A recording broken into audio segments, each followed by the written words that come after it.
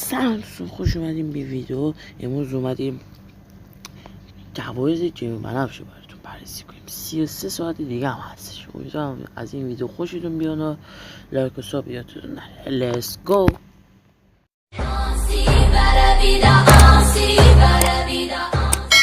اولش این ست است که واقعا لباسش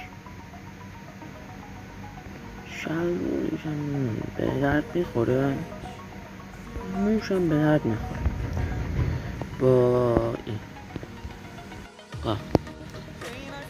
اینم از این کدومه که واقعا هیچ، یعنی اینو با اینو من اصلا علاقه ندارم بهش، خیلی چیه.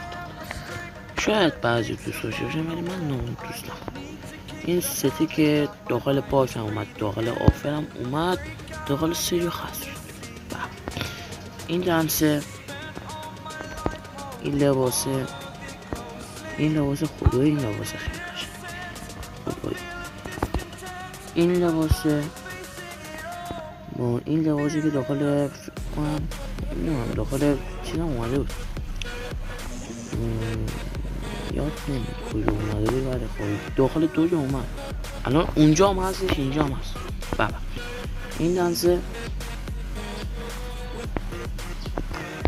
این لباسه، این لباسه من خیلی از وقتی پیش داشتم داخل یه ایونتی گرفتم. این لباس واقعا این لباس خیلی جاش به در نمیاد، تو کفش، شلوار، نمیدونم مو، اینا به در درسته که برای دختر رو شاید سلیقه دختر رو خوب اینو بکشه دیگه، اصلا دوست داشت. این سده دخترانه آشپز، این سده این یکی رو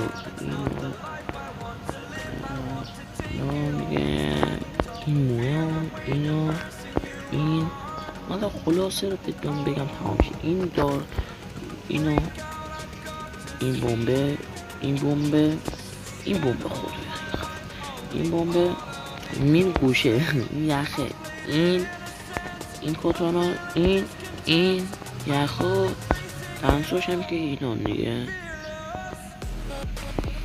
این درسه، اینو همین خلاصه اینا رو بهتون بگم. درس بورس خست کردش. این دنسه و این دنسه، این نرید این دنس نیست که شما ببخشید، این دنس نبود. این پول پشتی گفتم ده،